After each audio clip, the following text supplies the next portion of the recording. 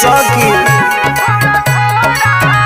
हमरा पियावा के कवनो ना जोड़ा बा सब गुण से भरल थोड़ा थोड़ा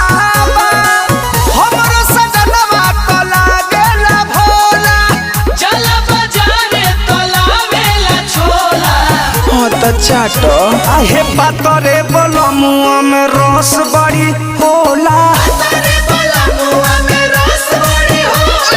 पातरे बलमुआ में रस बड़ी होला।